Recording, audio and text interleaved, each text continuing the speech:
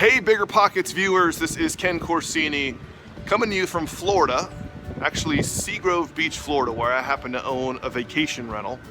And I thought I'd make that the topic of today's video blog, is owning vacation rentals and whether or not it makes sense for you.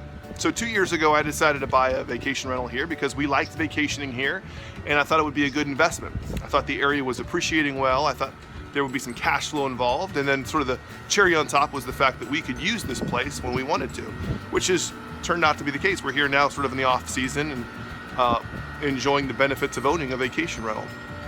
But I think there are two different types of people that own vacation rentals.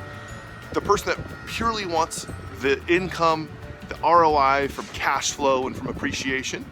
And then two is the person like me that really wants the benefit of using the place and then hopes to get some costs offset by some rental income during the peak season. So once you've decided, hey, I want to be somebody that owns vacation property in a specific area, you need to start your market research. Is this an area that'll support a strong rental? And the first place I would go to determine that is vrbo.com or HomeAway. Both are great sites, but I think VRBO is probably the go-to site for vacation rentals by owner. And look at the condo complex you're interested in, or look at the neighborhood you're interested in, and see how much they're renting for. Is this a place that'll support strong rents? How many weeks out of the year is the place rented and for how much? That'll begin to give you an idea of how much could I rent my place for, and does it make sense for me to own a place down here? Okay, so let's say you found a house in an area that you like, that rents well, you think it's gonna be a great vacation rental. The next question is, are you gonna be the property manager, or are you gonna find a property management company to manage the property for you? I can tell you there's a big difference between residential property management and vacation rental property management. You know, where you and I are used to rates like 8 to 10% for residential property management, vacation rental property management is actually more like 20 to 30% of your gross rents right off the top. But on the flip side of that, is that something you want to be responsible for? You want to be taking inquiries and figuring out security deposits, fixing issues in the middle of the night? I honestly lean more towards go ahead and have a property management company do it. They're local, they're better at it, but it's going to come with a cost.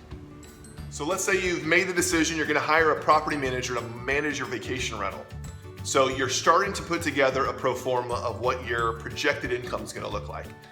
And I can tell you, you start with that 20 to 30% for property management right off the top, but it's only gonna grow from there. And this is just the reality of owning a vacation rental, is you can take your projected expenses and almost double them because it's always gonna be more than you anticipate. Part of working with a property manager is the fact that they manage your rental. They're local and can handle any of the issues that arise. And I can tell you, issues always arise. It's just part of being in this business. Whether it's a water heater breaking in the middle of the night, or towels that need to be delivered because they lost them, or the AC unit going out in the middle of the summer, these things just happen. It's part of this business.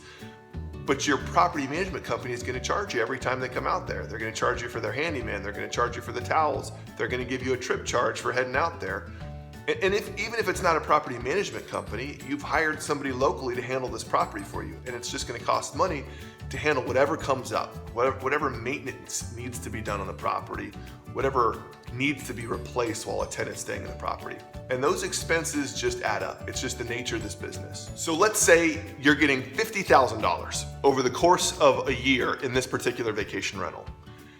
I would eliminate half of that towards what we just talked about, all the different expenses and property management associated with a vacation rental, and start with $25,000 now to apply towards your PITI, your principal, interest, taxes, and insurance.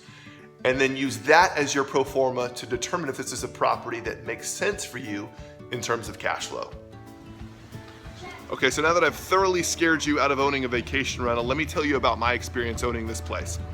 So we bought this place 2 years ago with the expectation of cash flow, appreciation, and the use of the property. And 2 of the 3 ended up being true. We've had excellent appreciation and we've had a great time using the property, but we really haven't had any cash flow. In fact, we've had a slight negative the 2 years that we've owned it. And you know, we're looking at our pro forma, we've had the weeks rented that we've wanted rented. It's just we've had more expenses than we've anticipated. Now the question is, am I sorry that I bought the place? Not at all. It's been a phenomenal investment because of appreciation. We happened to buy really in an upcycle in the Florida Panhandle, and it's been really good in terms of appreciation. And obviously, the fact that our family can use it throughout the year has been a huge benefit to us. At the end of the day, it comes down to what's your motivation for buying a vacation rental. If you're buying a vacation rental because you want cash flow, honestly, in my opinion, go buy a single family residential house, because a vacation rental probably isn't the best bet for cash flow. But if you're looking to buy a vacation rental because it's in an appreciating market, I don't think there's anything wrong with that, but it's highly speculative. A lot of people have lost their shirts buying for appreciation. A lot of people have made a lot of money as well.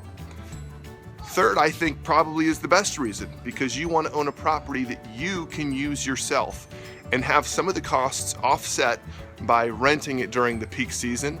And again, the cherry on top is that you and your family get to enjoy it. So, are you looking at a vacation rental? And what are you thinking in terms of what you're going to get out of it? I can tell you firsthand, the most we get out of this is the family time together. And we get appreciation as well, and we've lucked out. That could turn on a dime. So be cautious, watch your market, make sure that the investment stays solid. I can tell you though, from my family's experience, that it's been a great investment now that I've adjusted my expectations for cash flow.